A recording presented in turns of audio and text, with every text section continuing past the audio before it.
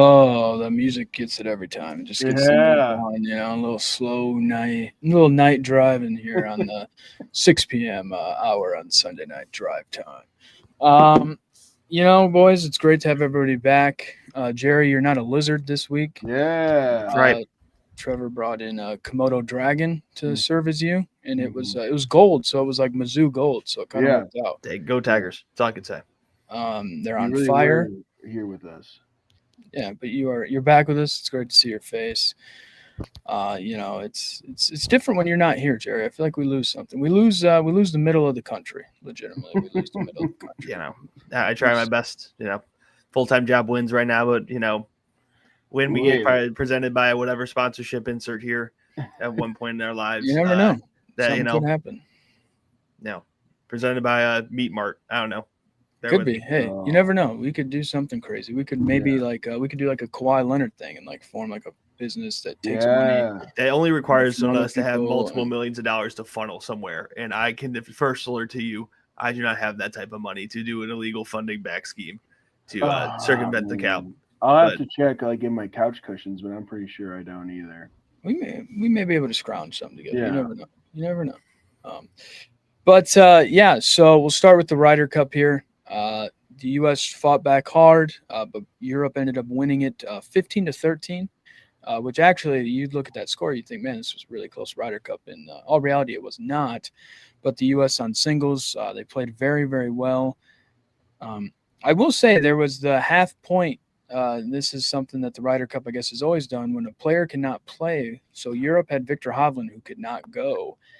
And instead of the U.S. getting the point for that, which would have tied it, which it wouldn't have mattered, Europe still would have won with them being the retained champs. Trevor, we talked about the tie Yeah. on Wednesday. Yep. They did a half a point. So even though Victor Hovland couldn't go, it was still a half a point, which kind of goofy, but it doesn't really matter. This is the first time Europe's won on home soil or on American soil since 2012. That was a big comeback for Europe when they did that. I will say, watching it, it was like, oh, maybe there's a chance, but it was just way too big of a deficit. But they did play very hard. They did fight. And it was fun to see that, most people would probably go out there and be like, yeah, whatever. But they were playing for pride. Scotty versus Rory. Scotty finally won one and beat Rory. So, I don't know. It was very interesting. It just sucks to lose to Europe. Yeah. The big one that's seen a lot of this is like all the crowd stuff. And that the crowds were wild in both good and bad ways. There was a drink controversy being thrown at the wife of Rory McIlroy, which has gone over the social media. It's just a very interesting tournament with a lot of those sub dynamics in play. Because it kind of felt like a TPC, was it Scottsdale-ish like at times, with those vibes of like high energy, which isn't inherently bad. But I guess some of the things in those crowds, they weren't cheering on 16 for a hole in one. Is probably the best way I could put that. So I saw that as the background, but yeah, this is a tournament that it's usually when you're at home, you win. So to have the away team here or have the away countries come into the U.S. and win on away soil is a bigger deal than it'll probably get played with because of all the great headlines we have this week. But some definitely keep out. I did find it funny that Shane Lowry, one of the more controversial figures just in general in the world of golf, is the one who seals the deal with that putt. Clutch from him, I'll give him first to admit. But you got to do a little soul searching if you're America after that. That's a tough one to do again. This is a cup that when you're on your home soil, you usually take care of business. So an upset like this is an upset, even if the golfers on both sides, I think, are very even. So yeah, maybe we'll see this again in another decade. I was just gonna say again, when you guys first informed me about this whole Ryder Cup thing, I still find it, and I texted this in the group chat. I still find it kind of strange that it's like an entire continent versus one country, and I was like kind of like half joking when I said like the Americas versus Europe, but it is kind of crazy to think about. I mean, how many countries are in Europe? I have no idea. A lot, and you can just pull from anywhere. Where the United States, it's the United States, which I know we have the best athletes and all that stuff. But I mean, I just think it'd make more sense, like Americas versus North, South, Canada, Mexico. They can all get in on the fun. I don't know any like really good Mexican golfers or Canadian golfers, but I don't know. I think I know it is a competitive series ish, but I just hate to lose to these freaking, these European sons of guns. Yeah, I mean, so they do the President's Cup, which is like U.S. versus the world, so they can get everybody involved because this cup goes back to like this was the 45th one, so you're looking at like 80 plus years. And it used to be like US versus I think like England or something like Mhm. that. And then like we dominated them so much that they involved the rest of Europe because it kind of was like weird to have just the US versus like England. So they included all the other European countries. So that's why it's America versus Europe. I don't think they'll change that. That's why they do the President's Cup. And I think as Americans, we have too much pride to allow Mexicans and or Canadians to get involved in this. I will say the one thing that the European team has and we don't are guys that have balls of steel. I know we do this child's program, but they have more guys that could make putts, and you knew like they were making like 40 footers, and you were like, oh, this is going in. Like we didn't have that necessarily. Also, our best players didn't play great. But yeah, I do agree with Jerry where it's like a soul searching thing where you got to figure out like who's your captain. Luke Donald's been the captain the last two times for Europe. He's done a very good job.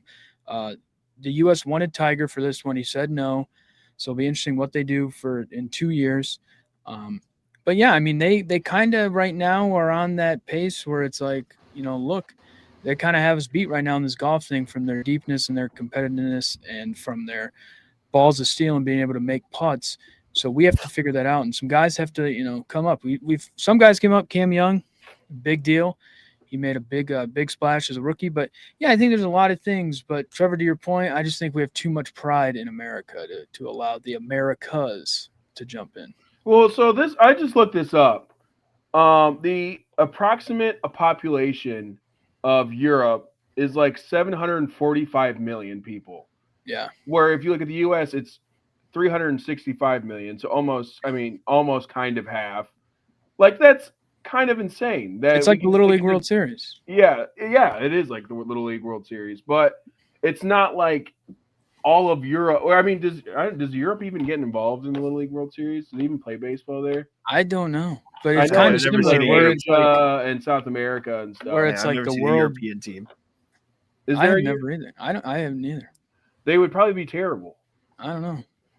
Hey, man, Um, I I'm don't know. sorry, I'm just fired up right now, boys. This makes me upset. Trevor's It's is good. patriotic, and that's what we No, it's Yeah. respect. good. It's And, great. I mean, and it's one thing I hate about this event is the timing of it, because this is the best. I would say outside the Masters. I think the Masters is the best TV product because of just its presentation, and the Masters is so one of one. But in terms of just overall TV product for golf, this is fantastic. that's big. It's massive. It's actually Yeah. not really good to be at because it's just three groups. Yeah. And so you can't really, like with any other major golf tournament, you kind of pick your spots. You go, maybe you camp out one spot all day, or you camp out a couple holes to follow a couple of groups. With this, it's like, oh yeah, there's just three groups that are taking their sweet time to go through this course. So going to it, I knew it was not cheap. There's other things I saw, like Uber's costing $400 to get People to and waiting from Europe hours for Ubers. as well. Yeah, this gave me some U.S. tennis, U.S. Open tennis vibes in terms of like pricing and like kind of influencer broy. But it is arguably outside of the Masters, I think the best TV product. And the fact that it falls so late in the year is a loss for a sport that is already struggling. And I get it. There were some numbers that said like golf viewership's like slightly up, but not enough for me to give a damn. So this is the type of event I wish I can't put it like kind of the heart of the season, but was not towards the end where it is, because it is very interesting. And just to Trevor's point, Trevor has no clue about how this tournament started. I don't blame him. I didn't really either. And he's mad that the United States of America lost, right? Like, so that's one of those things where it feels like, a missed opportunity for the whole sport, not just American viewers or European viewers to take advantage, because also we are in the heart of European soccer season. So this is not just a miss for one side. When they cross the pond, everyone's already worried about their team, and now it's in the early season, similar to us with like college football. So yeah, that's my weird rant for the day. Next year will get weird. I agree with you because, if this was thrown in and, sometime in June or something when there's like literally nothing happening, I would be more inclined to watch it. But golf is cool. I would watch any college football game before I turned on the Riders Cup to watch it over a football game. I think it's kind of rough being in the middle of football season to have this tournament. I'm sure that's kind of the issue with viewership is that everyone else is watching football. Yeah, it's really tough, and also the golf. And people talked about it. The golf calendar is all messed up too. They moved one of the majors up to where like basically the golf season is over by the time like August is around, and then you wait for this. So it'll be interesting to see kind of if they make some changes. But in 2027, it goes to Ireland, the golf course at Adair Manor, and then in 2029, it comes back to America at Chaska, Minnesota, at Hazelton National Golf Club. Wow. So I can't wait to compare this Bethpage and like everything that all the subplots of Bethpage to the Minnesota golf course. That is honestly amazing. It's just so funny how the U.S. just tried so hard to win this with like the way they constructed the golf course, and they still just struggled. So it will be interesting. But Trevor, can you give us your Bethpage Black that you did Wednesday? Oh yeah, I was gonna bring this up. That is the most like European sounding golf course I've ever heard of. Like Bethpage Black, like that is such a like an English sounding Very true. golf course. Very true. I would if you would have just told me the course name, I'd have been like, this is in England somewhere where it's cold all the time. Creepy Phone and Mark, thank you for pointing this one out. We have so much to talk about. Big one. When Newcastle went down 10, that's a big one for Arsenal early season, but my belief is still a little bit low. But big time W for the Gunners today. Sunday. This was the Sunday morning match, which is usually a big deal because that's kind of, I think of it like the early slate of the NFL. It's you got all the noon games. That's usually Saturday morning. The 3:00 games is like the Saturday afternoon, 1 or 2. Then Sunday is your Sunday night football, but for us Sunday morning. So yeah, we were on the big stage and that was a big time W, but dude, we have so much to get through. We are 10 minutes in. We've talked about golf. I was going to go to other. I was gonna go to MLB and cut you off and be like, Jerry, this is America. Yeah. Soccer. Hey, Europeans just won the Ryder Cup. You cannot cut me off. We don't bow down to any America. Europeans. This is what we do. Hey, we beat them every other time. They're gonna come crawling to us for something that they need here soon. So we'll just remember what they did to us. Tariff relief is your answer, but hey, we were talking about we did never seen a European Little League team, and you've never seen a European MLB team. That's very right. true, and I don't think we'll ever see that. We'll never see that. So yeah, moving on. MLB playoffs start Tuesday. I do have breaking news. The Reds are in. Woo! The Reds are in the playoffs for the first time since 2020. Yes, the Mets are terrible. They had a big lead and they kind of squandered it away. So all right, here's what we got. Brewers and Blue Jays are number 1 seeds. Both get byes. The Blue Jays beat out the Yankees for the American League East, which is pretty surprising to some people. Phillies and Mariners are 2 seeds, so they both as well get byes. As far as I know, this is what the projection was. The Tigers and the Guardians are going to have to play again in the wild card series, which would be interesting. The Tigers limp into the playoffs. They struggled, and the Guardians are a big reason because of that, beating them. And it looks like Red Sox, Yankees in the playoffs, which will be 2 division rivals, 2 teams that know each other a lot, or 4 teams that know each other a lot, going up against each other in the first round. So that'll be very interesting. Going over to the National League side, Cubs versus Padres, very, very interesting. And then the Dodgers versus the Reds, the big market team versus the little market team. Be very interesting. I think coming into this now, people are back into baseball like, oh, hey, I haven't heard about it in a while. Look, the Dodgers were not the 1 seed. They, won their division, but the Phillies and the Brewers got hot at the right time and kind of beat them out. So that'll be very interesting to see moving forward. The big presumption is the Guardians are going to easily move on from round 1 just because of the way the Tigers are playing, but I don't expect that to happen. And, yeah, the Yankees, Red Sox, that's what the MLB wants, and that's what they're going to get. Dude, to have this fall into the wild card, that's huge. Like, what a way for this series to fall in. But that's kind of the one I am the most curious in. I'm kind of looking around the bracket here, and I feel like there are 2 teams that are in very similar spots that had fantastic first halves of the seasons and second halves that had so much to be desired that have really tough matchups in front of them. And that is both Detroit and the Cubs. And I'll give the Cubs some credit. They just swept the Cardinals here to end the season. They have not limped the same way that Detroit has limped. But first halves for both these teams, you had MVP, Cy Young candidates. Skubal still very good. At PCA for the Cubs was, could he be the guy? And then the second half of the season, man. He finally got there. But with the pace he was on to the pace he went, it was not the same. And to run up against a San Diego team that really bought at the deadline, it's just tough. That is something I'm keeping an eye on. And I am not out on Detroit. Maybe to keep Jerry McFadden happy. Maybe that's where I'm going with in life, It's that, this is going to be a really, really interesting early setup, especially because I think all these second-round teams are very gettable. Milwaukee got extremely hot at the right time, but they are very human. That's a very human team. The peak of that was literally Andrew Vaughn post-trade with the White Sox and Aaron Savali going to the White Sox, him deciding to be like an MVP for 1 month, and now it's like terrible. But that was the Brewers. That was not just him. It was the whole organization.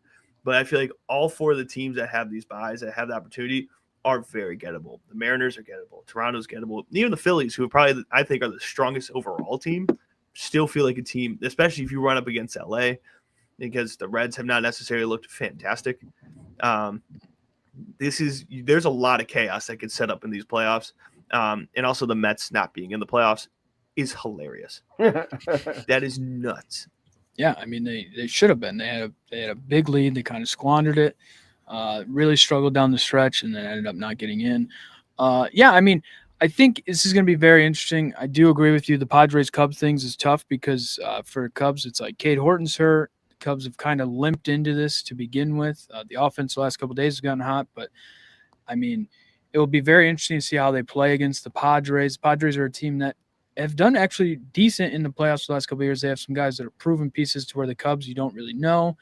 The Brewers, I don't honestly expect the Brewers to do much. They always squander, I feel like, in the playoffs. I do agree with you on the Phillies. I think Phillies Dodgers may be your National League Championship Series right there. With whoever wins that maybe goes to the World Series. And then I kind of like the Mariners here just because of Big Dumper. Okay, this guy is a beast. He's a tank. 60 home runs as a catcher. Everybody's like Aaron Judge MVP, Aaron Judge MVP. The definition of MVP is most valuable player. Take the Big Dumper off the Mariners. They do not win the division, and they probably don't make the playoffs. He's a catcher doing it all. So this will be fun. Postseason baseball is what everybody wants, right? We get excited at the beginning of the year, middle of the year, and now we're here at the end. October baseball. Who do you guys got? World Series. Let's hear it. Oh God. I'll start. I'm going Blue Jays Padres. Blue Jays Padres. Ooh, a little rhyme there yet. Yeah. That's nuts. You know what? Seattle's an organization you should never bet on. You really shouldn't. Their history is terrible. But I'm going to put them. They've never even been in a World Series, right? Exactly. Yeah. This is a team. If you want, not even do I have to say not gambling advice. I'm literally telling you historic passes are that bad that you should not even think about it. But just so we have the best story to tell at the end of this year, because that's what I'm here for. Again, my team won 60 games, and we're celebrating like it's our World Series after last year.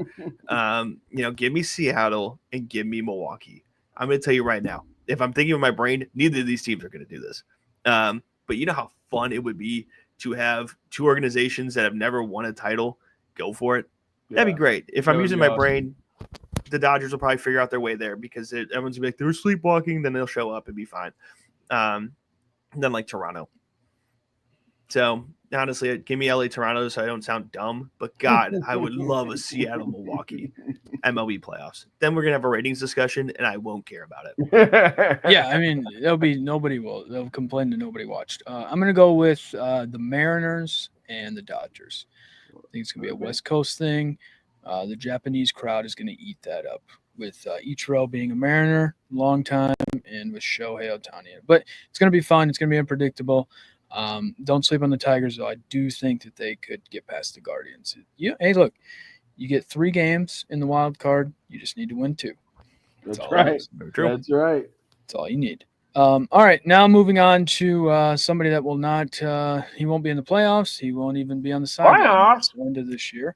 Sam Pittman fired at Arkansas, the Razorbacks.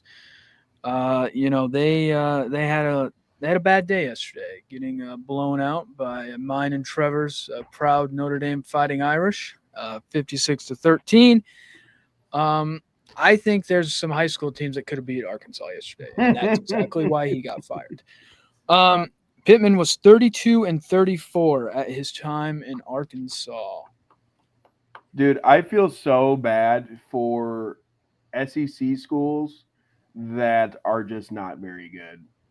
Because your schedule can get really brutal. Yeah, it's gonna And then to take on someone like Notre Dame, who's not even in your conference, it really sucks. But I feel for them. I feel for some of these, like Arkansas. We knew at the beginning of the season this is a bottom of the barrel SEC team, and it's a tough job. It's got to be one of the hardest jobs in the country is to go into one of the most competitive conferences and slug it out with these juggernauts and come out looking okay.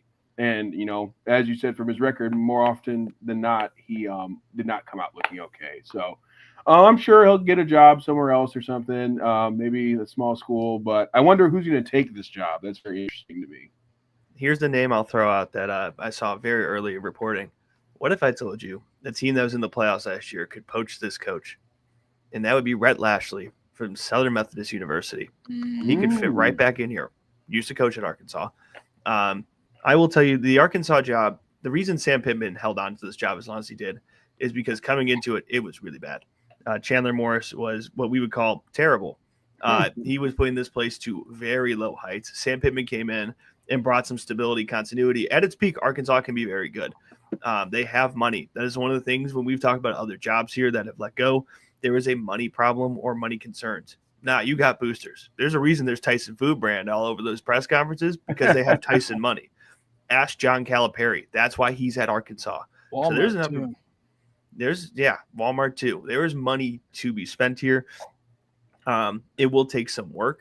The subplot behind all of this, and we could talk about Sam Pittman, this and that, is the fact that his offensive coordinator is Bobby Petrino, and now the interim head coach is Bobby Petrino. He's back, and he is staring down a gauntlet of a second half of a schedule, which will literally give him the opportunity with a team that has some talent.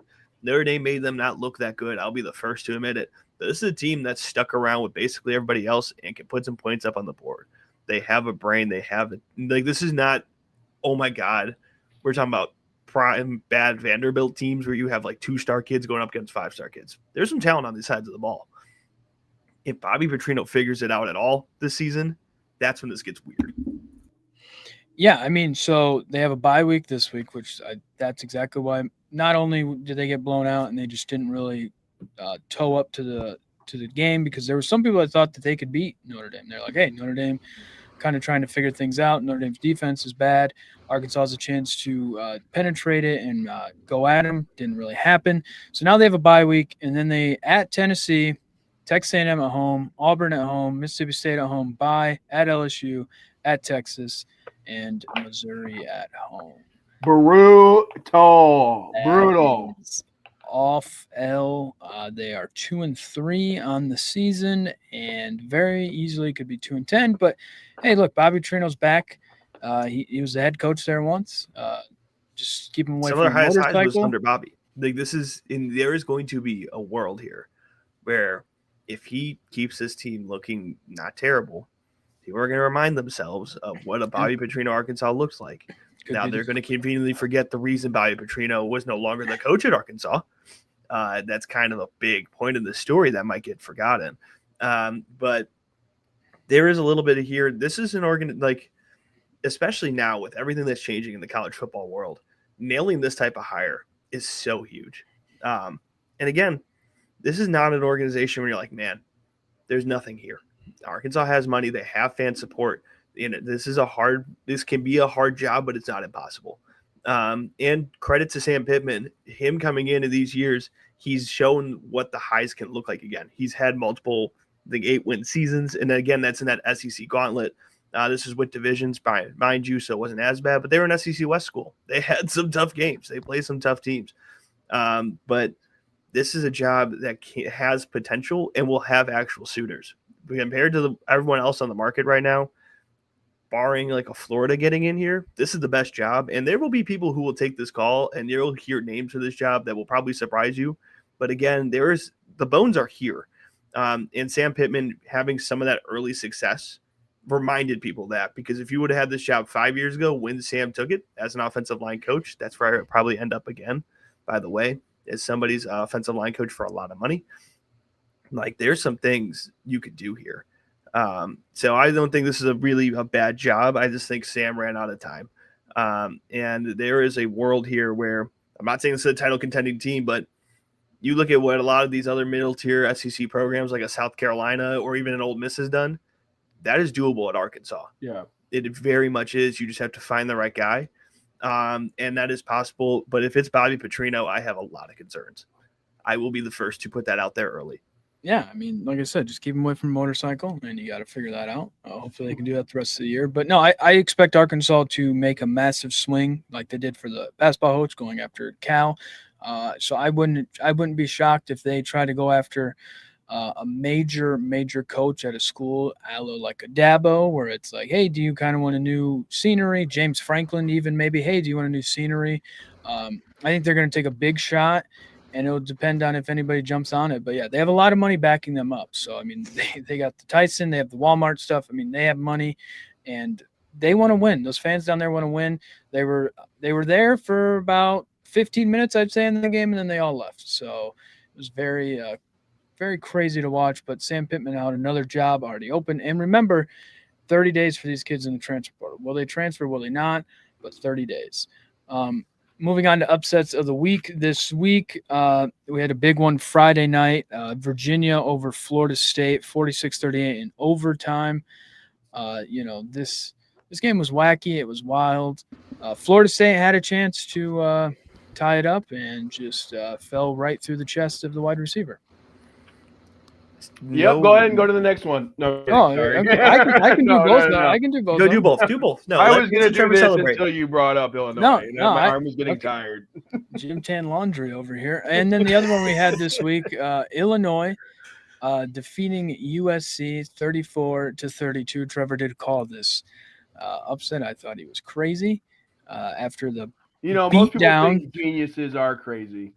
Well, this one was like, I think he just threw out a prayer, but I just thought after the way that Indiana shelashed Illinois, it was kind of state versus state. And I'll tell you what my thought process was. I was going to say that I think that the difference between Indiana and Illinois wasn't as big as what we saw. I think it was a team, Indiana, that smelled blood in the water and just absolutely demolished a team that is worse than them, but not that much worse than them. Then I think that I saw a really overhyped win against MSU from USC, where I didn't think they looked particularly that good. And from what I've seen from Illinois before the Indiana game, I was like, this is a decent Big Ten team. So that's just kind of the method to my madness, Caleb. It's not really a prayer when it seems like a prayer to people like you, who just they can't. I'm like Babe Ruth. I just call my shot. I point out and I call it and I do it. 2 field storms, by the way, for both these games. One probably a little bit more justified than one the other. One granted. We've had our field storm guy. Virginia's was totally granted. I was going to say, we've had our discussions about field storming. I was a bit shocked at the State Institution of Illinois deciding this was the game to do terrible. That was crazy. It was awful. Ridiculous. I was going to say, I wasn't even the biggest fan. I'm usually pro field storming. I've stormed the field against a team that's beaten USC before, and I thought that was better than this. As much as that game was nuts, God, it is so easy to root for Tony Elliott and Virginia. This is a guy who's spent a lot of time there now. He's been there for a couple years. It may not feel like it, but he's been there for now almost 4 years. In the middle of his tenure, they had that unfathomable shooting. It took multiple players off their team and was just such a hard thing to get around. He's had to put up with all that, all these moments, and to come in to beat a team and not just beat Florida State. You put up 46 on this team, and I get it. They also scored 38. I'm not acting like this is, any defensive masterclass, but this is why you hired Tony Elliott, was if you're going to do anything, you're going to score. Right? He was an offensive-minded coach and all these things. And now the ACC continues to just open itself up in all these weird ways. It never makes sense. But, God, it is so easy to root for Tony Elliott in that moment. Prayers up for Squirrel Wright. I've heard he's okay. He was the Florida State receiver that missed the catch at the end of the game and immediately got trampled. So, there was conversations, and there will probably be more conversations, including on this podcast, about like overall field storming safety following that one, because that felt like one of those old tapes you watch of like football, and that's when people were standing on the field moments. Yeah, because there was like I saw pictures there, the guy still trying to catch the ball, and people are already rushing the field. Like, look at the picture we have here. I think that ball's barely down. Yeah, and look where people are. But I don't want to ruin too much fun, because I'm very happy for Tony Elliott and the Hoos. A big win for Virginia. I don't know if this necessarily means that they're ACC contenders. I'm not that crazy, but it is fun to see a team that has had to deal with so much have that huge moment and the proper celebration. Yeah, I mean, those kids were like 5 minutes left in the fourth quarter, and they were all like running down the big hill they had. No, I do feel good for Tony Elliott. He was one of those guys that left Clemson, and it was like, okay, can you figure it out? Can you be a guy that kind of figures out your way after Clemson? And he slowly has. They played very good in that game. I was shocked. But, Florida State, looking ahead to Miami a little bit, who they played this weekend, changes up the projection and the trajectory of that game even this week. I do think it's funny that Dabo probably thought coming into this year, hey, Tony Elliott will get fired at Virginia. I can get him back as offense corner. Brent Venables fired at Oklahoma. I can get him back. Both those guys are thriving. Yet again, another loss for Dabo in his life. But no, Virginia played very, very well. They beat them. Florida State had chances and just couldn't take the opportunity. Illinois was just good old-fashioned football. In USC, it looked really, really good. At Trevor's point, where they played Michigan State up and through the Michigan State game, their line play looked really good on both sides. It was like, whoa, they were able to run the ball. They had two backs. They were getting a lot of yards per carry on offense. And then on defense, it was like, man, they have all these sacks. They were leading the country in sacks. The defense, maybe they figured out. Look, this was a game for Illinois to bounce back. Their backs were up against the wall. And what did they do? They came out victorious. Brett Bielema was a very good coach. Lincoln Riley, yet again, now has to kind of figure himself out. And their schedule gets very, very tough, I will say, for them on a physical standpoint, especially when you just lose to Illinois, when you have a bye week and then you have to play Michigan and Notre Dame back-to-back weeks. Ooh. Yeah, that's rough. Well, I don't know how physical Notre Dame is. I hate to be that guy. Notre Dame's defense has not been physical. At least it's not the physical I've thought of. No, Notre Dame's defense still sucks. I mean, that's a fact. Yeah. No, I'm not as Make-A-Wish Arkansas team. I'm not as impressed. But yeah, no, but also a big win. Well, it's going to be so weird to have Illinois playoff conversations unless Ohio State just shellacks them, which is very possible. Very well could happen. But they play in 2 weeks. Yeah, that's going to be a discussion. You know that, right? Like, I hate to be that guy, but the team that lost by 50 points in primetime might be in the playoff discussion because they're going to be a one-loss Big Ten team. I don't know how I feel about that, but it's something I'm keeping in mind because the next couple matchups we're about to talk about definitely have some playoff implications. Yeah, so quickly before we get to our big three games, I will name off some other games. Arizona State over TCU, 27-24. That was another Friday night game. Ohio State did end up beating Washington 24-6. Their defense looked very well. Texas A&M holds off Auburn. Auburn, back-to-back weeks, have been in it and just not been able to finish it out 16-10. Tennessee, they outlasted Mississippi State 41-34 in overtime. That game was all over the place. BYU gets past Colorado last night 24-21. Georgia Tech comes back to beat Wake Forest in overtime 30-29. I haven't watched a lot of BYU football until last night. Why is their quarterback's number 40 like 43 or 47? 47. Bear Bachmeier. He's a freshman, dude. Why in the why? Well, I mean, you got to remember. Is there like a tradition or was something? 98. I know, but that was like tradition. That was like the one dude. he was like way back in the day, and then he was like, I'll take his number 2 to. It's kind of- BYU, dude. They do. I things hated that. completely different. Well, and honest to God, I'm glad you guys brought this up because the quarterback situation at BYU is legitimately one of the reasons they're probably not going to get as much playoff buzz as they could get. You guys probably remember their former quarterback, who's now at Tulane, Jake Retzlaff, sometimes referenced as BY Jew because he's a Jewish man. Yeah, There's a child's program. No, that's an unironic nickname that he would unironically say. That is not even me. You said it. I didn't. That's fine. If that's the thing that gets us, go ahead.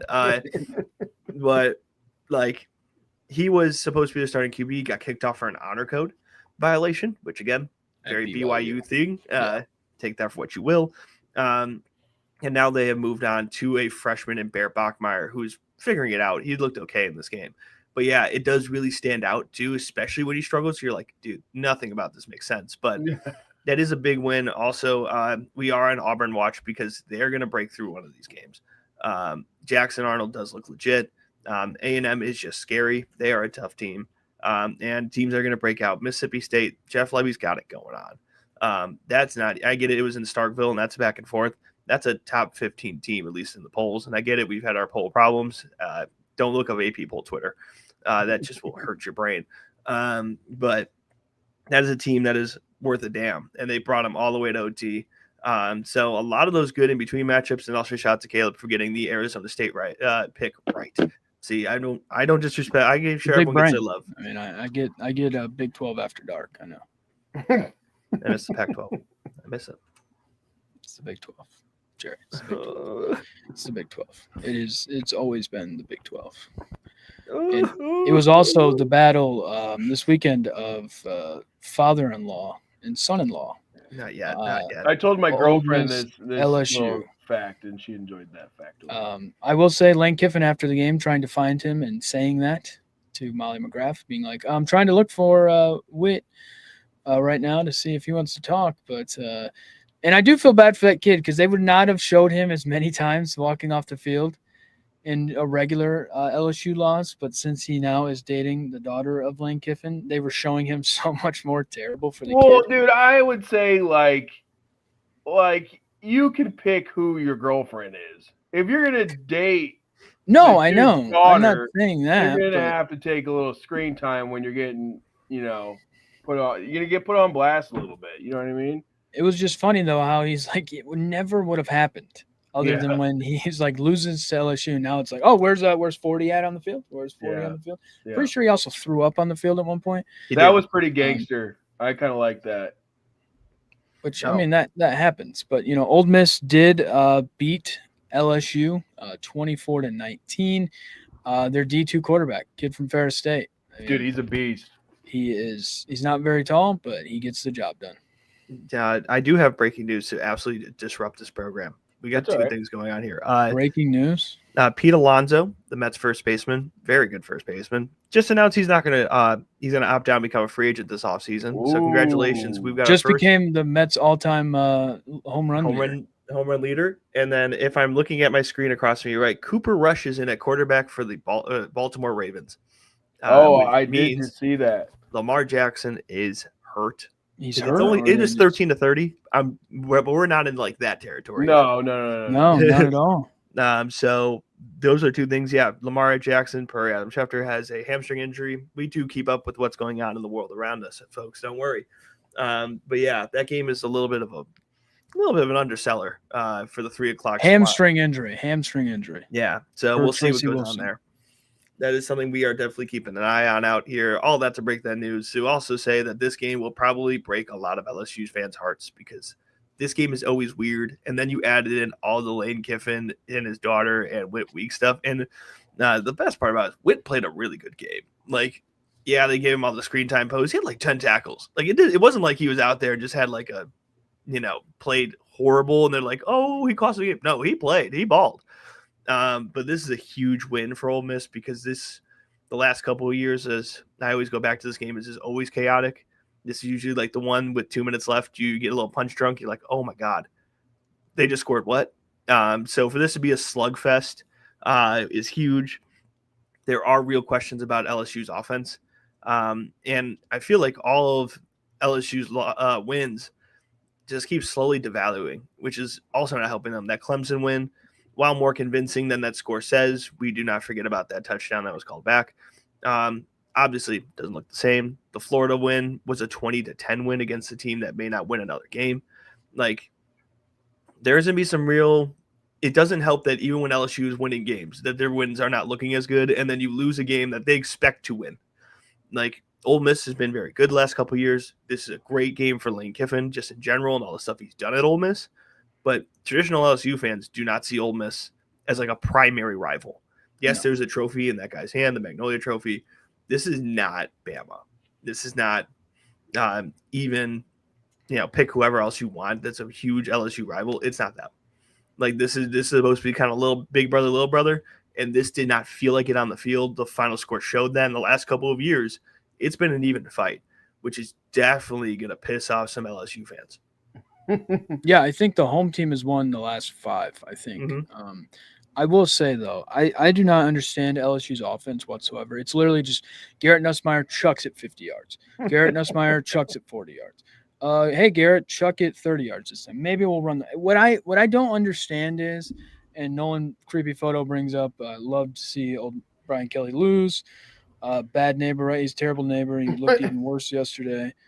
And he also says, thank you for the updates, Jerry. But I will say, LSU, like everything that Brian Kelly you thought could bring to LSU from Notre Dame in the kind of way that he wanted to play and what he did at Notre Dame, I thought he was going to mold it with the way LSU is and the way that they have things was like offensive line, running the football, added on with you can get more dynamic weapons than at LSU than you could get at Notre Dame. And you watch them, and it's none of it. They cannot run the ball. They could not run the ball yesterday.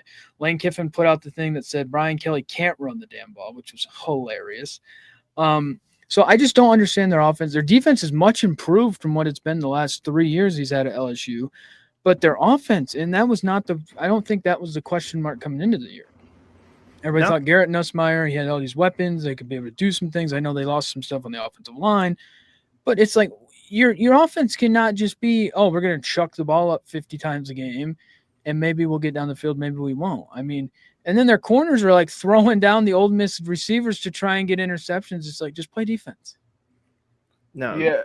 Big thing for Blake Baker. I'm very pro Blake Baker, former Missouri defensive coordinator. He struggled there the last 2 years. He's very pressure heavy. So the fact that that's working and the offense isn't, again, not a lot of happy LSU fans. This is one you're supposed to win. You're supposed to keep this trophy in the state of Louisiana because they're not supposed to be equal with you. Yeah, and like I think too, something that I've learned from like being in Notre Dame country for so long is that you never ever trust a Brian Kelly team. Ever. And that's why I picked Ole Miss to win. Well, one, I really do like Trinidad, Chambliss or whatever, but I just don't. I don't trust Brian Kelly in big games. I don't trust him to do anything besides maybe get into the college football playoff. Other than that, I'm not super trustworthy of anything that Brian Kelly has to do.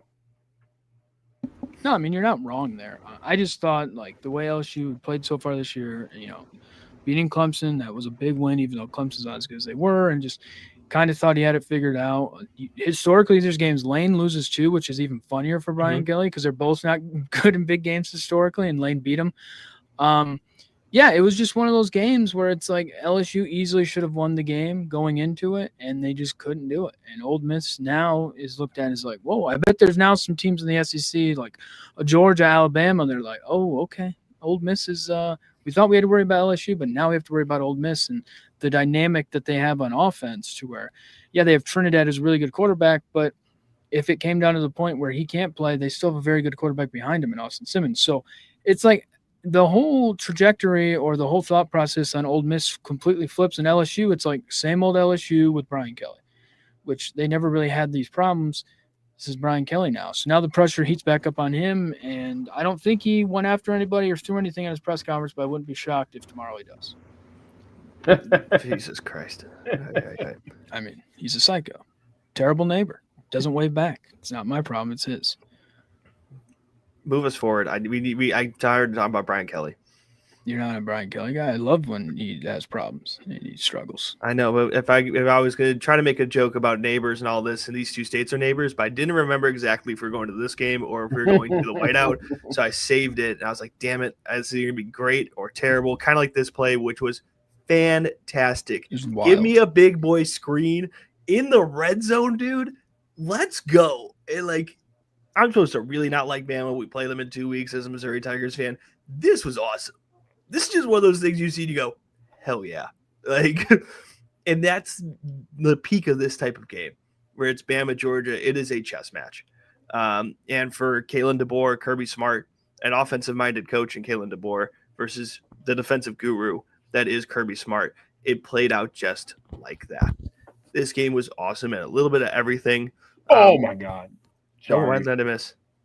The third and 5 for the Bears, and then the snap went right through Caleb Williams' legs. Yeah, I just saw it in replay. I mean, Lord. I'll see that later. They're terrible. They're terrible. They're back to being awful. I'm sorry. That just shocked me.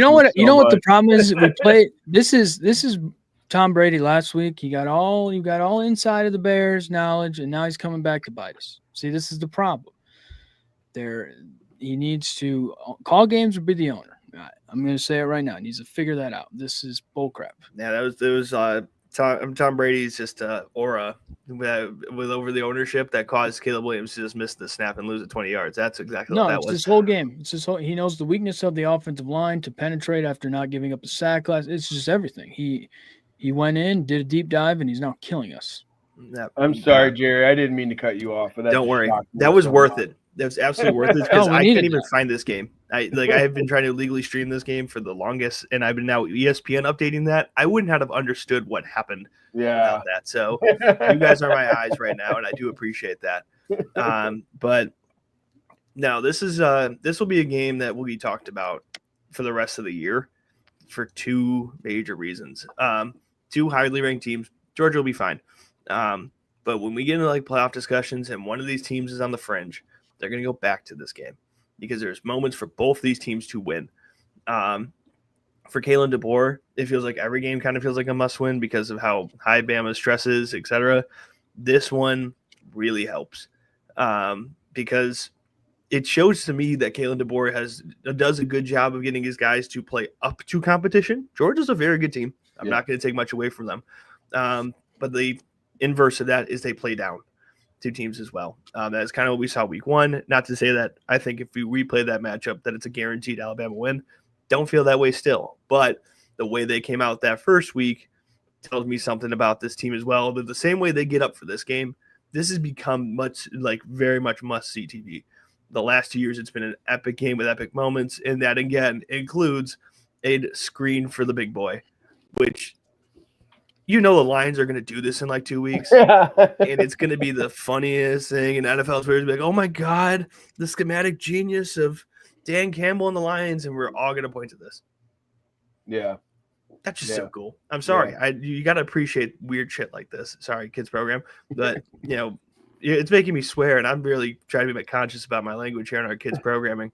Man, what a great game. I mean, you picked Alabama to win, Jerry. That's honestly not why I'm excited. I could have seen this game going either way, and my Bama pick was very selfish. I thought there was a slim chance that University of Missouri could host game day in 2 weeks because we have a bye week coming up. Then we have Alabama.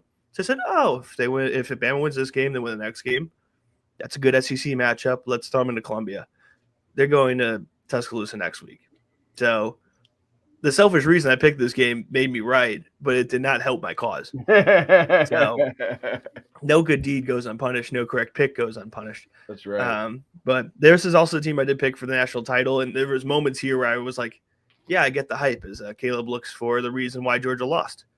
No, I was so the Colts just punted to the Rams. It was tied 20-20, and then the Rams just scored after the punt. Matthew Stafford just threw it to Tutu Atwell for like 70 yards there. Yeah, he was wide open. Now they're up 26, pending on the PAT. I will say that I didn't think about it going into this game, but I thought about it after. Is Kirby's now 1-7 versus Alabama?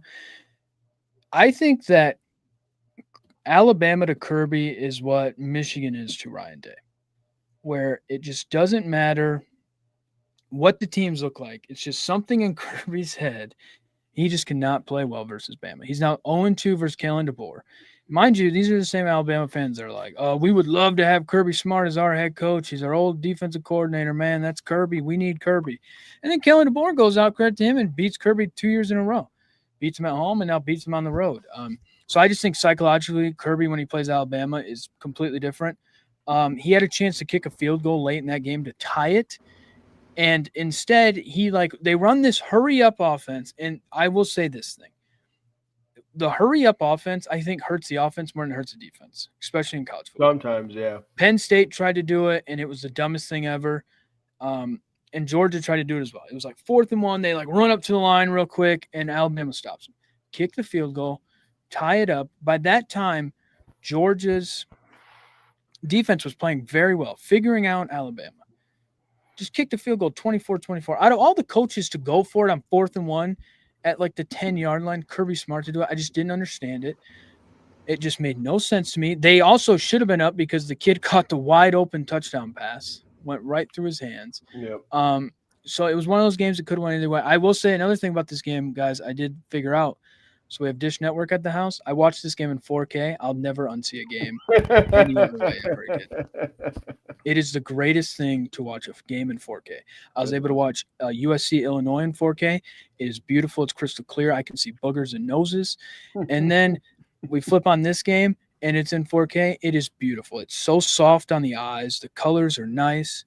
And then it was I think because the local news here couldn't do commercials through 4K, it just took us to a shot inside the stadium. So we were inside the stadium during commercial breaks, which was kind of cool. So we got to see the light shows and everything. It was awesome. I will I don't ever want to watch a game in 1080p HD ever again. I just want 4K the rest of my life. Yeah. It made me feel like for once I was wealthy and was living the good life. Yeah. Wait till you guys watch a game in 4K. I'm telling you, it will change the way you look at football. I want to do that now. Yeah, you've sold me. Yeah, it is. I'm telling you right now, it was an option came up. It's press select to have this game in 4K. It presses select, and it just is a completely different mode. The colors are different. Everything about it is just awesome. I need that in my life. I need to sell our podcast like that to sponsors because I've never been more tempted in my life to figure out how I could watch something in 4K. Yeah. I have no resource available to me to just get that unless I spend an exorbitant amount of money right now. But I'm now more tempted than you would think. It is the greatest. And my mom's it looks fuzzy. I'm are you crazy? I was no, it looks crystal clear. I can see pores. I can see sweat. I could see everything. I mean, if Ryan Day was there, I could probably see what his nipple ring looked like. That's exactly what it was. It was the greatest thing I've ever watched in my life. Something about it was just so cool. It was just amazing. I'm awesome. I'm so happy for you. Yeah. This is, you guys should figure it out. Did you watch the whiteout in 4K? No, so NBC's that was not available. So I'm thinking that they only do certain games. For some reason, the big noon game was, and it looked awesome. I felt like I was in Champaign. And then the 3:30 games, neither one of those were. And then the Alabama game was. I had the Penn State game. So I had two TVs going. I had the Penn State game on the big thing because I'm all I hear is SEC. All I hear is SEC. And I'm I want to watch some Big Ten football. I'm the voice of the North. I need to watch some Big Ten football, figure out what's going on here. I picked Penn State, maybe thinking, hey, they maybe could figure it out. Did not watch in 4K. It looked terrible compared to 4K. The whiteout looked like snow coming at me. Didn't look great. Penn State's offense looked like it was stuck in 1960. James Franklin's terrible, I will say. This guy is awful. He is maybe the worst big-time coach in the history of football. He is terrible. You think Brian Kelly's bad in these big games? Just let James Franklin's holding my beer. He is just awful. The guy is just terrible, dude. Their team, it made no sense to me. Oregon is not the Oregon that Chip Kelly had. Dan Lanning is a physical guy, defensive guy. They pride themselves on defense and offensive line. Penn State dominated them in the run game in the Big Ten championship. They thought they could come in and do the same thing. They made no adjustments from that game. No adjustments. And all I've heard was, Penn State hasn't opened up the playbook. They're just holding it because they haven't played anybody good.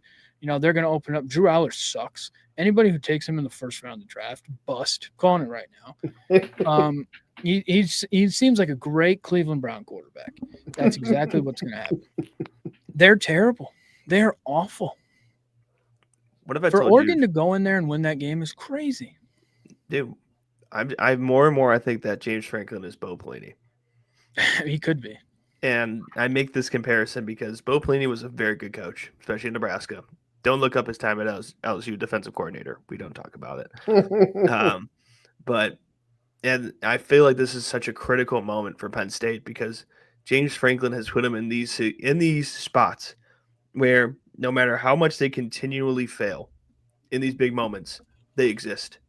Penn State wins exactly every game they are supposed to, and they lose any game that can be contested.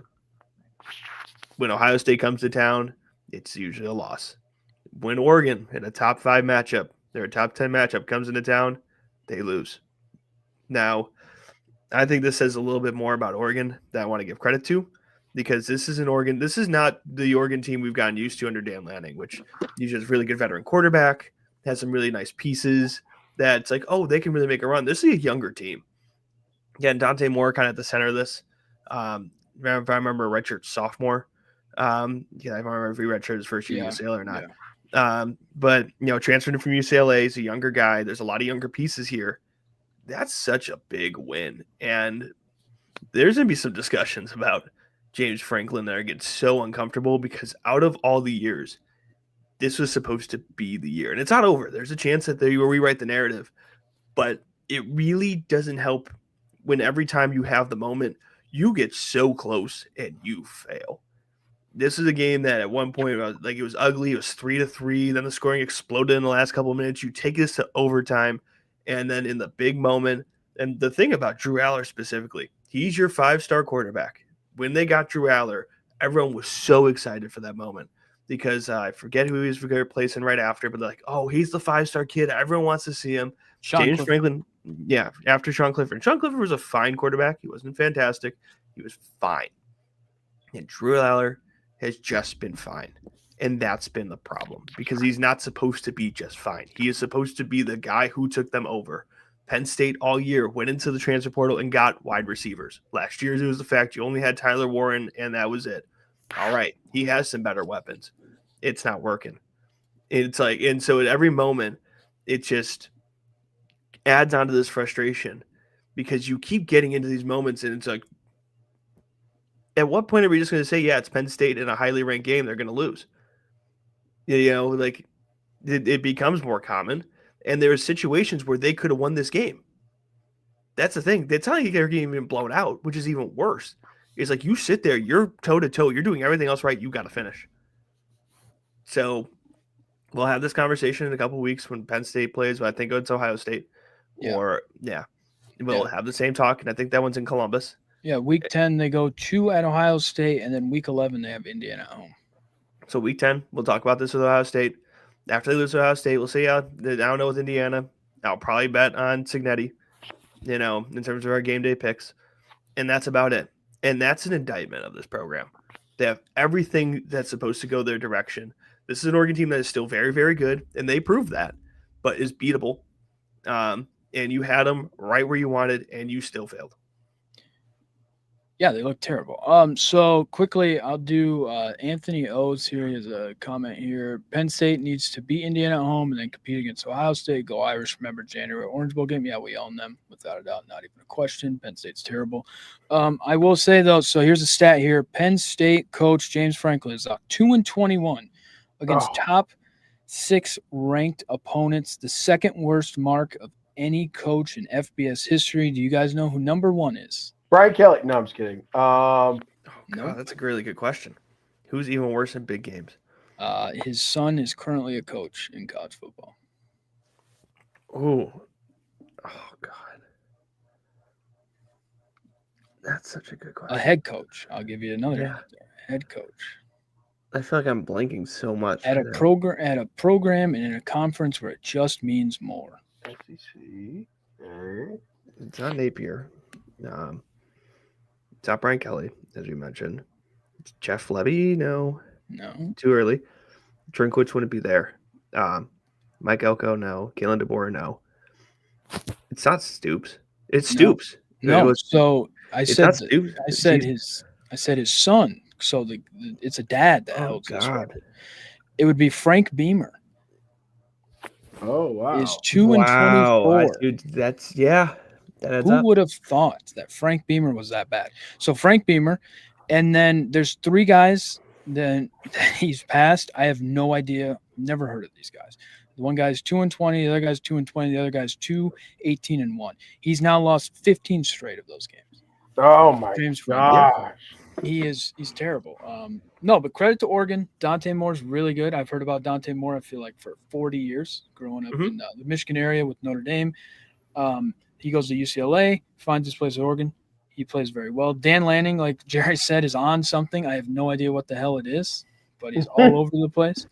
But yeah, I mean, look, Penn State's not done, but you can't trust him. Like, this was the chance for us to be like, all right, this is a different Penn State. Everybody comes back. Drew Aller comes back. The problem with Drew Aller is he makes the mistakes at the most critical time to make a mistake. Yeah. Like the interception he threw yesterday, the guy wasn't even going to catch it to begin with. There was a safety coming across with the tight end. It was terrible. So quickly, before we move on to NFL here, do you guys want to know if we did the BCS, what the top 10 for the BCS rankings would be? Absolutely. Hit me with it. I found this. I was on Twitter. I was scrolling through it. So this would be the BCS top 10 rankings if we still did that for 2025. Number 10 would be Texas A&M. 87.64 would be their rating points. 9 would be Indiana, 87.79. 8 would be Georgia, 88.17. 7 would be Texas, 88.49. 6 would be Penn State, 89.20. 5 would be Miami, 89.59. 4 would be Alabama, 90.21. 3 would be Notre Dame, 90.91. 2 would be Oregon, 93.98. And 1 would be Ohio State, 94.50. That's crazy. Very interesting. Yeah. Of what the BCS would look like. It also shows you that the BCS believes that Oregon and Ohio State are far above everybody else with a 3-point swing, where Notre Dame and Texas A&M from 3 to 10 is less than 3 points a difference. But that is weird that Notre Dame would be all the way up there. Number 3. And I will say this really quick. Looking at Oregon's schedule going forward, they do have kind of a favorable schedule with like their next real challenge being Indiana, which is in 2 weeks. Yeah, after a bye at home. Yeah, and then after that, it's really not that bad. I mean, some pretty nasty Big Ten schools, and then Washington to finish out the year. But I mean, this team we could see this team hanging around the 1 or 2 spot for a while, especially if Ohio State or something hits like a road bump.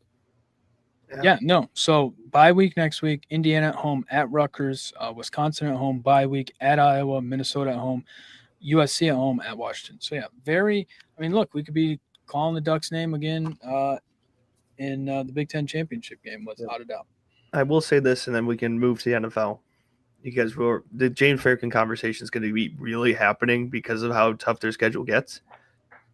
Not even to be Missouri homer. If Bo Perabula continues to be solid, not even like all SEC, but looks pretty good, it's only going to light to this fire because he sat behind Drew Aller. And if Drew Aller continues to just be good at best and Bo looks better, that's not going to help. This is things could get real wacky, but I don't know the buyout number to know if we're at that level yet. But it does remind me of kind of like a Bo Pelini. It's like very good coach. You're 9-3, 8-4, and the question with Penn State is, can you find someone that will win you this big game because you have everything else in front of you? Yeah. Or do you regress by firing the guy who's gotten you back to where you need to be again? Penn State was a mess. Let's not forget that. So the fact that now that's not a conversation anymore. And just always win big games, big deal. But there's going to be some conversations, especially if they lose that Indiana game, which is very, very possible.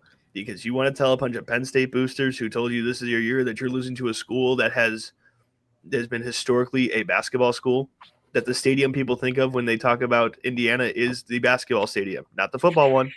And that's the school you're losing to. I get it. IU's been fantastic. No shade possible. But when you start talking to the people who write checks, that's not a good selling point. Yeah. No. Who the NFL, the Bears in the red zone. Yeah, Bears Yep. are driving. Rams have beat the Colts. Quickly here, Seahawks beat the Cardinals on Thursday night. Did you like the Cardinals jerseys? I didn't like them a lot. Really? I kind of liked them. I like the Seahawks uniforms way better. Yeah. Their colors are really, really cool. Yeah. I mean, I didn't hate the Cardinals uniforms. I just didn't love them. Somebody said it looked like a tortilla shell, and then I couldn't. Yeah, it did. It did. Kind of like a tortilla shell. But credit to the Cardinals. I mean, they were down, and it kind of looked like there's no shot that they have in this game. Kyler Murray kind of pulls them together. Marvin Harrison finally figures out where his hands are and catches a touchdown. Yeah. But no, I mean, I didn't hate the uniforms, but I wouldn't say that they're spectacular. I liked them. I thought they were one of the clear. It gave like a deserty theme. Yeah, I mean, it was kind of like an Oregon ripoff. I feel like Oregon's wore those uniforms before. Other news: Jackson Dart gets his first start and beats the Chargers. So this was a stat. There was another quarterback in Giants history who was a rookie coming in to start after the team was 0. When this quarterback came and they were 0-5, they faced an undefeated team and that quarterback won. Could you guess who that quarterback was? Was it Eli? Nope. Daniel Jones. Phil Simms. Okay. Oh, Christ. wow. We're going I think way back. Phil Simms came in. I just saw it real quick, and it was like Phil Simms, the last Giants quarterback to come in when they were winless against an undefeated team and won was Phil Simms. They were like 0-5. They threw him in there, and he won his first game. Jackson Dart did as well. I would. I don't know if I'm going to 100% give Jackson Dart credit for this win. I think the Giants just kind of look revitalized as a group. Maybe there were some, teammates in there that weren't super happy with Russell Wilson's play. They wanted to go out there and ball out for their guy Jackson Dart, wanted to get him a win or whatever. But I think, because Jackson Dart, he didn't finish with like insane stats or anything. I don't, because I bet on him to. This is not gambling advice, obviously, because I got it wrong. But to throw over 200 yards passing, and he did not do that. So for 111 yards. Yeah, so not like something insane, especially nowadays NFL. But honestly, they didn't really need to because this game was pretty tight. And I will say that the Giants to beat one of the hottest teams in the NFL right now is impressive. But I don't know who they play next. But I am interested to see if this momentum can carry on over, or this is like kind of a flash in the pan for the Giants. They play the Saints next. Okay, it's probably on Monday Night Football or something, isn't it? That's just how Monday night's been going. They play them at 1 p.m. on CBS. Thank God. Thank the Lord. But no, this was Jackson Dart looked fine. I am a little concerned when teams start getting tape on Jackson Dart that he will not look that good. Malik Neighbors ACL injury, huge fantasy news, obviously, but huge Giants news. Also, though, maybe not as severe, the Joe Alt injury. Honestly, I think that changed the game and won the Giants this game because Justin Herbert was under pressure. Yeah. I think that's what's going to frustrate Giants fans a lot long term. Is in the immediate, it's a great win. You enjoy it. They are hard to come by as a Bears fan. We know this, but. Yeah, between losing your star wide receiver that you would hope can help Jackson Dart break out over time. Yeah. But this is a good defensive team. They were ugly against the Chiefs last week, but it was a necessary ugly. They didn't make the Chiefs offense look great. I get it. They look better this week. As we talk about the 3:00 game, it's, I think, 37-13. Lamar got hurt in this game, but did not matter because by the time he got hurt, the Chiefs offense is back to, I don't say normal, but is better. And Baltimore is going on a skid that is not going to be helpful for them long term. They've obviously had some tough opponents. The worst game of the week, the two defeateds. Someone had this one. Congratulations to Houston for doing that. Yeah. Also, the Saints put up kind of a fight against Buffalo. Yeah. I was kept an eye on that. And also, the Patriots beat down Carolina. I mean, that I didn't expect. That was nuts. I did watch a fair amount, and I know Trevor did as well, of his Philadelphia Eagles deciding to do an inverse of their last game, which was, first half, we're going to be great this time, and then start blowing it in the second half. Still an undefeated team. That matters. And they keep finding ways to win. But, God, if the Bucs could stay fully healthy, this is a game they missed Mike Evans because Philadelphia got a chance to run a good amount of man, which the guy who would beat the hell out of that man defense, and he does to a lot of defenses, this is not just a slander to Philadelphia, it would have been Mike Evans. They missed him out there, but Baker still had a solid game. As we kind of close in on the 3 o'clock slate here, the Bears are driving. You guys are keeping me updated on that. The 3 o'clock slate. It's so good. Well, how dare you? It's so much better than 4 o'clock. It's 4 o'clock. Speaking of the 4 o'clock, Jaguars beat the 49ers. I was about to actually mention that. That is a big-time win. Ricky Pearsall got hurt in that game. He was questionable. Bears touchdown. Love that. Now, will the Bears blow it within 2 minutes? Probably. Is it flags? What? Come on. Put up. All right. Bears touchdown. DeAndre Swift ran it. They just scored. He just shushed the crowd. No, Lord. They need to kick a PAT by – did they go for 2 to go up by 3? This is the live commentary you do come here for. As Caleb determines what's going on there, there's going to be a lot of talk about the Ravens-Chiefs game, especially with Lamar so Hurts. are the Chiefs back now? It's like that's going to be the new thing. Tomorrow, Screaming A is going to be like, the Chiefs, I told you, man. I told you they were never going to be bad.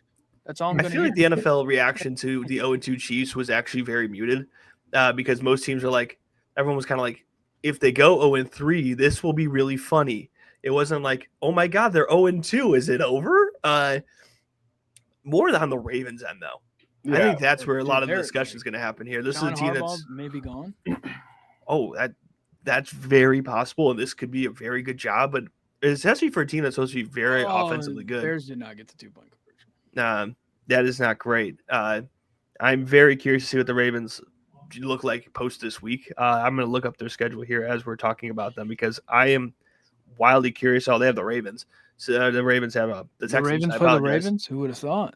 Well, with the way these two teams are playing, it's like Ravens on Ravens. It's the Texans versus the Ravens. So their schedule is they play the Texans, and then who's screaming somewhere? Someone's screaming. Lane Francis is the Bears. Also watching the Bears. Yeah, Lane is also a Bears fan. He must be like very delayed.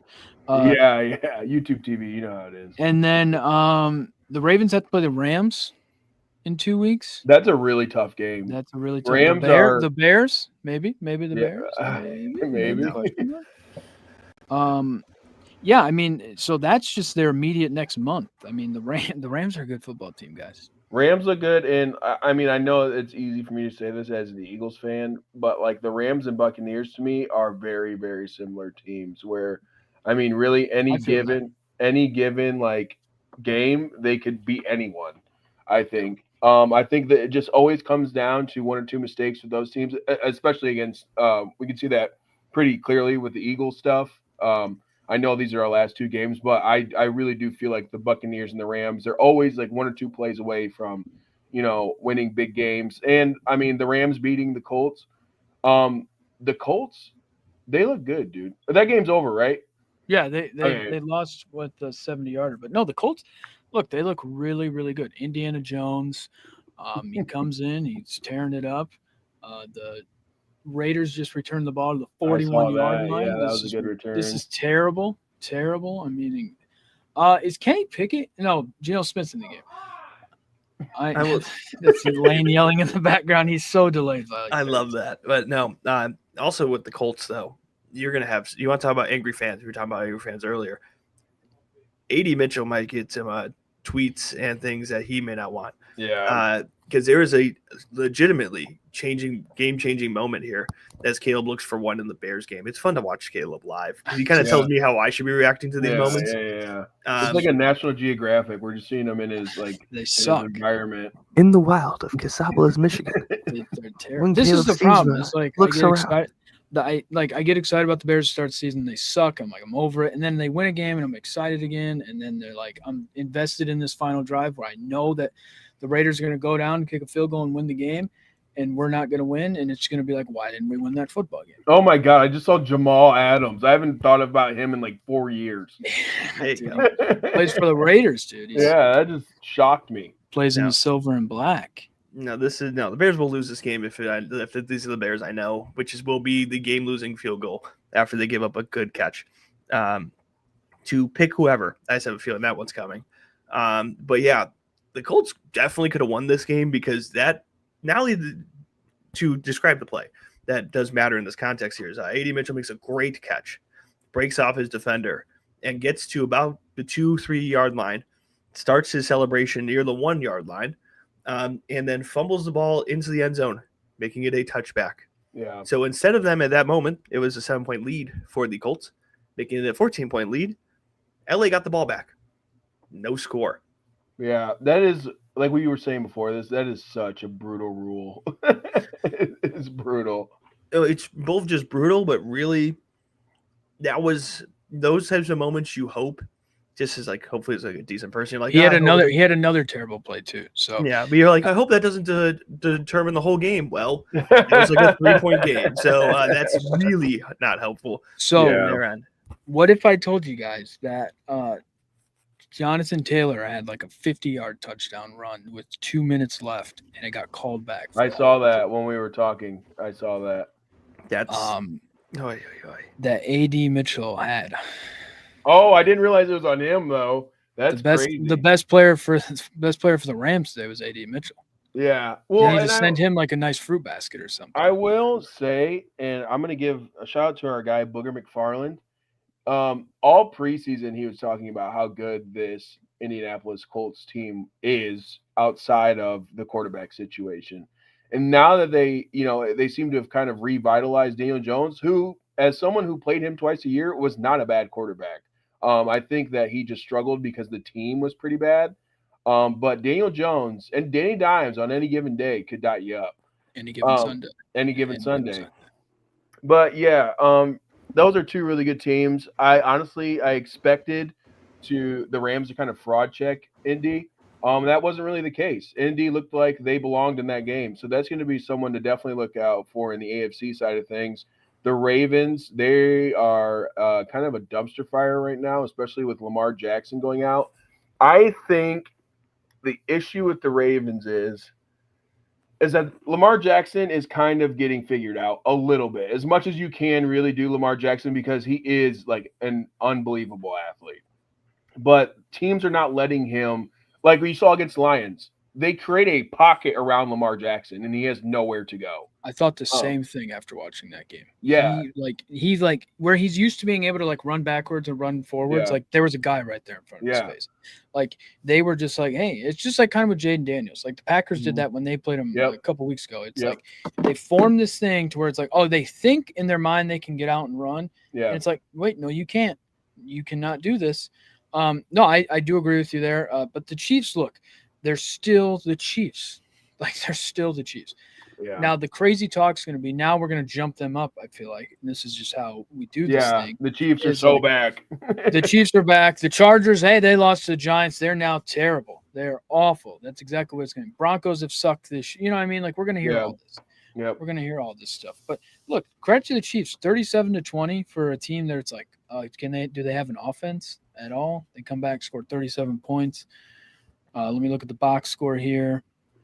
Patrick Mahomes, 270 yards, 4 touchdowns, 0 interceptions. Yep. I mean, this is Patrick Mahomes we know and love. Yep. Not love, but no. That's Jerry, you kind of have to say that, don't you? Kind of have to say it. No, I don't have to say anything. I'm not leaving off to do anything. But no, think about the Chiefs. Like when they were 0-2, like we all kind of joked around, like, yeah, if they go 0-3, that'd be funny. But no one was like, oh man, this is over. And now here we are. They are 2-2. Everyone kind of knew that this team still has all the pieces that matter. So, the people who are sounding the alarm, congratulations, you had your moment. But like, we're going to get into what I think these next 3 games are just going to be ugly. I have no faith in Dallas in doing anything. I think this will be a great Trevor hate watch. Yeah. If anything. Yeah. You give me, I think, the best defense in the NFL versus an offense that made the Bears defense look fantastic. That's very true. The Raiders are lining up to kick a field goal right now as we speak. I wish this red zone. Don't worry, I'll keep talking here until he'll give the updates. Child's program, 54-yarder here. Carlson has 7 game-winning kicks in his career. He is there on the left hash, moving from right to left. How much time is left if it Snap is good. It's 38 blocked. seconds. They blocked it. They blocked it. No, wait. The Bears blocked it. Wait for Lane to react. We're so delayed. Oh my gosh! Please hear. Come on.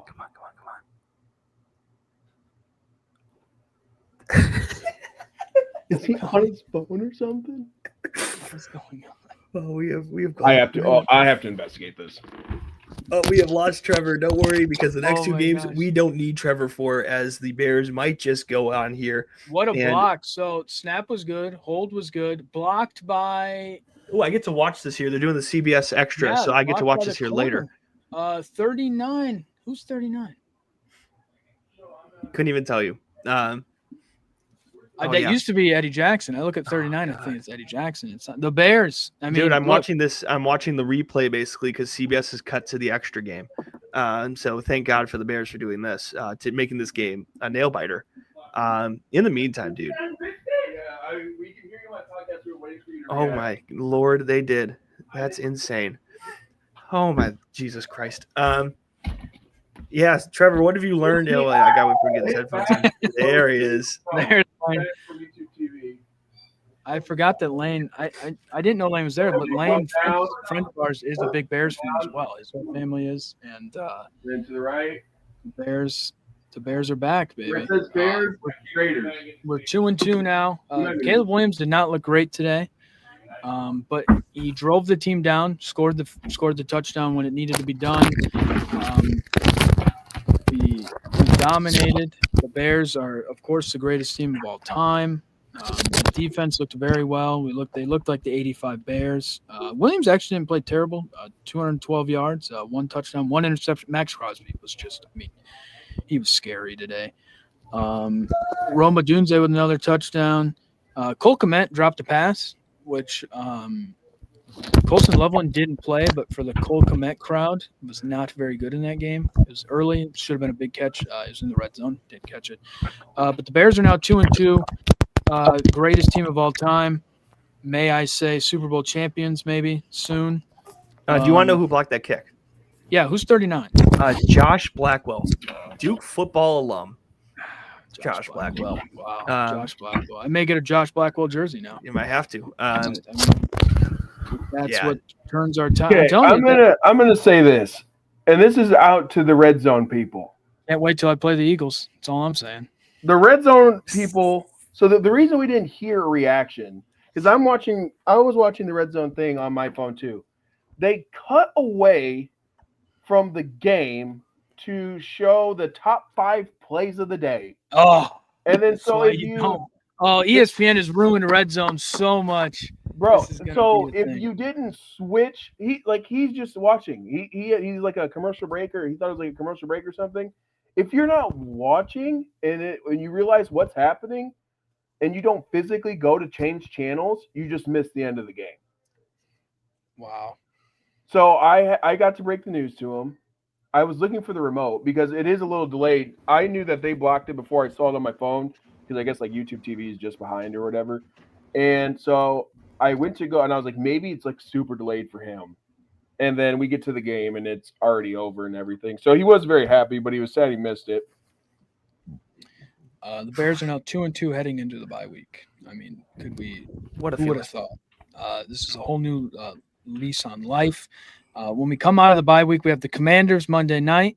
Oh God, which will probably be the return of Jaden Daniels. They're Saints, super beat up though. Ravens, Bengals, I mean, this schedule opens up for us, guys. Yeah, it does. Remember when we were saying this is the worst schedule in the NFL? I mean, the way it's kind of the way the Plinko ball is tough. I mean, we have Black Friday against the Eagles. That's a W, not even a question. Oh I'm not even worried about that team. I God. mean, we may not even show up just because we'll win that game by so much. We should make a bet. We should do something. No, for the please. podcast. No, because it's so unfair. We're going to Why? get creamed. No, We'll get just like you creamed. have to like wear like an Eagles jersey or something on the podcast. No, I'm not doing that. I As know long as you got Brian Dawkins. Yeah, I will give you an Eagles jersey to wear for the podcast. Who's the player? I think it's Jalen Mills, so it's an old jersey. Jalen. Who the hell is Jalen? He was the dude that would dye his hair like green and all the weird colors, but like basically dependent on he was 31. He was a defensive back that wasn't very good. A kid Honestly, bought it for good me, pull. like, Really The good Ron pull. Jaworski jersey, maybe. No, I have some Jalen Hurts jerseys. Maybe Randall Cunningham. No Randall Cunningham. We're kind of more recently getting Eagles. Donovan jerseys. McNabb. No, my Donovan McNabb jersey was from when I was 9 years old. Brian Westbrook. I would love. I need to find out. He was one of my favorite players. Terrell Owens. No one cares about Evan that. Mathis. No. Jason no, Peters. I would love a Jason Peters jersey. Brent Selleck. I would love a Brent. That was my guy, dude. As a tight end and an Eagles fan, that was. I only know this for being friends with Trevor. This is all about the. I've just sat in a dude's naming the dude session. This is for any of our women viewership. I don't know how much of that exists or ever does. There's none of it. This is what dude conversations look like. Yeah. Like not the podcasting format. We're trying to be formal. No, that was just two men talking ball. Yeah. I hope we're going to be naming dudes like that 10 years from now. We're all sitting by the campfire from this Jets-Dolphins game that's going to be happening because that's what this matchup is. It's going to be like Dolphins are wearing their rivalry uniforms, and I actually like those. Woohoo. It's like a deep blue. Wow, you're such a hater. Hey, dude, both these games are just disgusting. Wait, is tomorrow the doubleheader? Yeah. Yes. Why? Okay. Why do they do that? Why, Jerry, as a TV guy, why do you think they do that? Because any excuse to get an NFL game is worth it. That's why Amazon Prime is paying like $4 gazillion for an NFL Thursday night game that gives you some of the worst matchups you've ever seen. Yeah. And they're still like, oh, we'll give 8 hours of football coverage. That's your answer. But these games are both disgusting. They are just vile. Backup QB Bengals versus a Brown oh god, I don't even want to talk about Broncos. This game. The Broncos at Bo Nix. Everyone's like, is he good? And I'm like, I don't know. Jets, is Justin Fields still hurt? I believe Tyrod Taylor probably is going to play. Woo! And then we're gonna have to have the dialogue about Tua and Tyreek and the dumpster fire that's been there. Who's calling these games? Because am I going to get Chris Fowler, who's like you might get a Chris Fowler. You're probably going to get Chris Fowler in the late night one. Just sounds like he's like the last time he did a Monday night game. His voice was awful.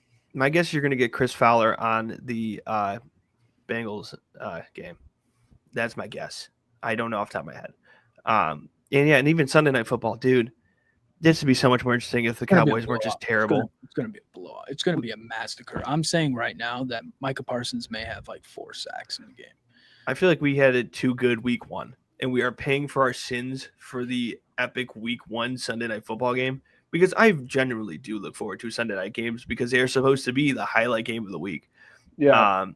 And like the 3 o'clock is supposed to be your second best game. Like that's how this is all formatted, right? And these Sunday night games have just been disgusting. Well, so me and Caleb were talking about Wednesday, which we have brought it up before, but dude, flex these games. They're not at the point they can flex yet. But they should. I know, but they should, but they can't take that rule away.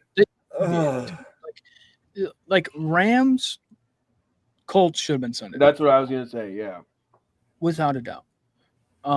There's just no this is just terrible what they do. And the funny thing is like NBC literally has everybody going, like they're doing their whole pregame from there and they're trying to make it like a big thing. And it's like game day.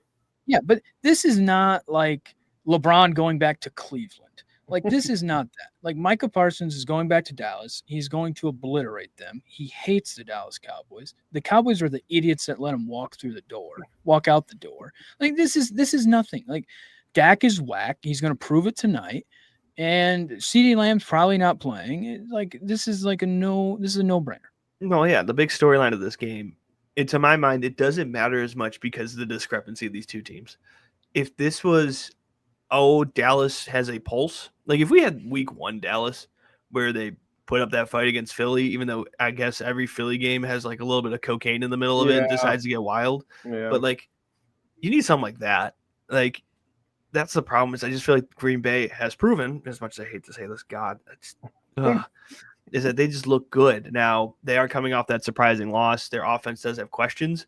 But again, Matt Eberflus proved to everyone again just last week that his defensive strategy may not be for one that wants, if you want to be successful, you don't employ Matt Eberflus at defense to do defense. Ever since he left the Colts, it's kind of gone downhill. But yeah, this is a really, really rough end. So thank God we have playoff baseball, which we talked about earlier, because like, dude, I am just not enthralled for any three of these, but I will still watch them because I know we will live in a world. We will hopefully still be podcasting where we're going to go, damn, I really would go for a Jets Dolphins game right now. Yeah, that's what I was thinking about. We made it through the rough slate of summer, and it's easy to sit here and complain, but dude, at least we're getting to watch football. And there's going to be touchdowns scored. There's going to be insane interceptions. There's going to be fumbles. It's going to be great. What if the Cowboys upset the Packers? Amazing. That's the storyline you hope for. That's what. Then this being the Sunday night game would be totally justified. Because there's a part of me that feels like I think the Packers are going to win, and they'll probably win substantially. But there is a part of me that's like the Cowboys could come and compete and try and prove a point. Close, I'm fine with this being the Sunday night game. I just have a concern it will not be close. No, I don't think it will be either. It kind of reminds me like last week where it's like there's a world where the Giants could do something. They put up 6 points and looked. And it's the ugliest game that's ever existed. I hated that game so much. But it gives me the same vibes. Two teams that aren't that good at offense, like Green Bay, better than I think in every facet. But again, and the Browns are a good defensive team. They're not like, oh my God, they should shut you down to no end. Avail. There are some offensive questions that I will be very curious to see if Green Bay figures out. But all year, Dallas' defense has just been terrible. Yeah. And so it's one of these things where it's like, we were talking about Make-A-Wish team jokes earlier. This is the Make-A-Wish defense. We literally, last week, me and Caleb sounded like we were already buying our tickets to the Super Bowl after that game. I don't know what you're talking about. We beat the Raiders. We're the greatest team of all time. Oh God, that game almost took a year off my life, and I couldn't even watch it. And our offense looked not great because the Raiders have a pulse. I'm not saying they're good, but they have a pulse.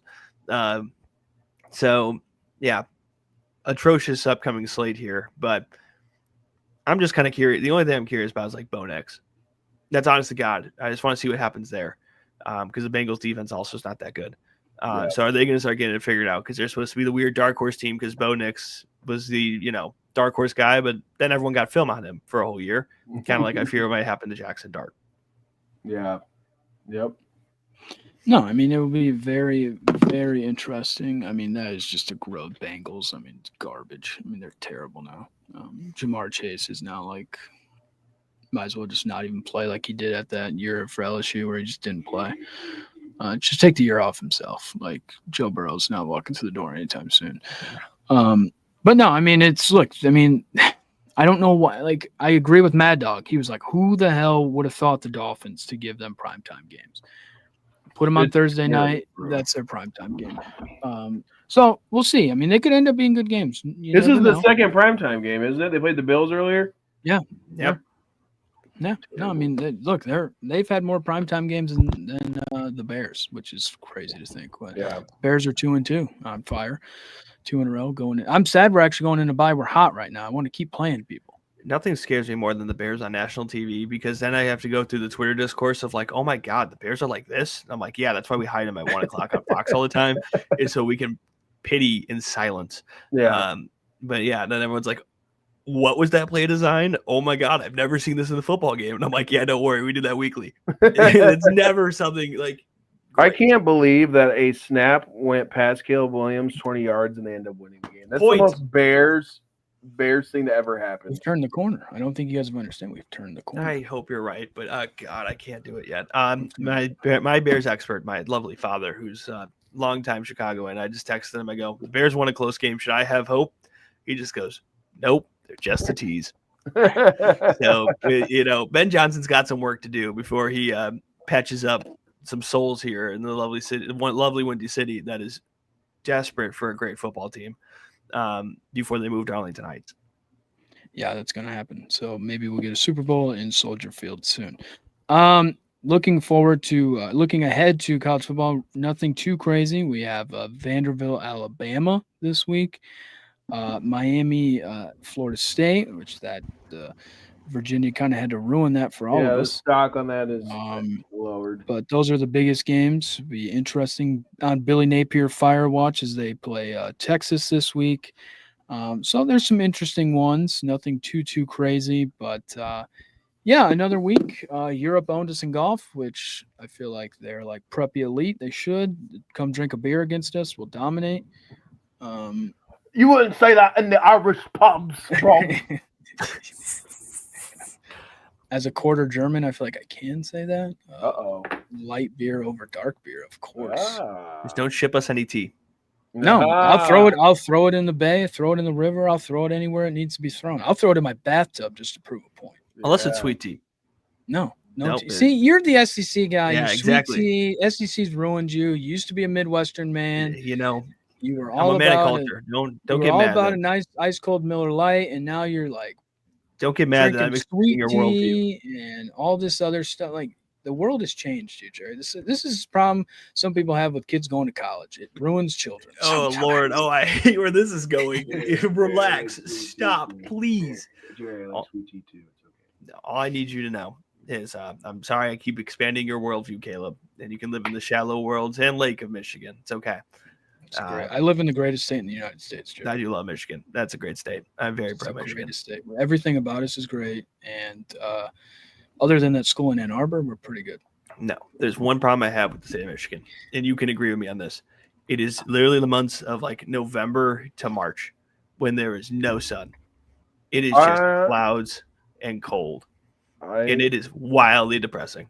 It is depressing, but it makes a man, Jerry. I know, but oh man, that was tough.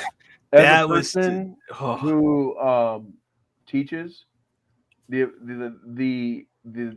likelihood of like having a snow day. You guys remember? Do you remember like as a kid like being I'm a 25-year-old man, soon to be 26. I'm doing the exact same. Yeah, thing. but now they have like remote school, don't they? Like you guys can be like, we don't do that stuff. I would quit my job tomorrow if we started that. No, the lure of a snow day, the schools that do that are destroying childhoods. Because the idea that, but school's closed, but you still have to like log on to your computer. That is disgusting. Let those kids go build snowmen. Let them have a hoot and a holler and let them enjoy, because it is like the best day. I would take snow days all day, every day. Those are the best things that have ever been. And then when you're going to school until the middle of July. And then I'll remember. I will not let you hate on snow days, Caleb. I do not care. I cannot let you in good heart do this, but no, I will say the only negative in the wonderful state of Michigan is the infamous permacloud, as Gary Sieber once called it, and I still agree with, which just makes a man, Jerry. That was tough. Or the Easter, the worst is Central Time, which is not Easter when it comes to that, because there were days I go to high school, it was still dark outside, and I leave, and it was dark when I left. We have that here. That sucks. Like, and that's not daylight savings time. That's what we do. I know. I hate that. It's like, for the farmers, Jerry. Yeah, that stuff is tough. That is a beatdown. That's what the Midwest is. Dark. It's a tough. We're like Rocky. It's like, how many times can you punch us and we'll keep getting back up? Like that's what the Midwest. And that's why we run the damn football. Hey, the Midwestern Conference couldn't put you in 4K. It's okay. I understand. And you got to see the SEC experience in 4K. And you can never look back. I'm telling you, it was. I will. It is a great. I want everything in 4K. I'm like, what can I do to get 4K? Like, do I have to buy a new TV? Like, do I have to what do I have to do? Like, do you remember when WWE was like, we're going HD? Yeah. And I remember being so lit because I didn't know what HD was. Like, it was just high definition. I thought we were getting like 3D stuff, dude. I was like 9 years old. No. And then so it comes on. I'm like, when does the HD start? Yeah. And it already started. It's clearer picture. No, it is a much better experience. I will say the colors are awesome. Everything about it's great. I mean, I'm trying to like figure out if I can get everything. Hopefully the Sunday night football game is in 4K. But yeah, no, it was great. It was a great weekend to figure out what the future is going to actually. When everything looks like that, it's going to be amazing. I hope you guys get to experience it one day. I hope you guys get to experience 4K just once in your life. Yeah, I'll put it on my bucket list. I feel like the guy that bought into Apple before everybody else right now. Like, I got to watch a game in 4K. Oh, dude, you have to for YouTube TV. It's like another subscription or something. Yep. Nope. Terrible. See, that's what the world's coming to. More subscription. 10-day free trial. Yeah, and then Hey. you'll forget to cancel the trial, and then you got to add another $30 a month. Hey, Island on this. You know what we are? We're free. We're free to listen to whenever you That want. is true. That's Free why on we're here. YouTube. We are live every Sunday at 6, every Wednesday at 6.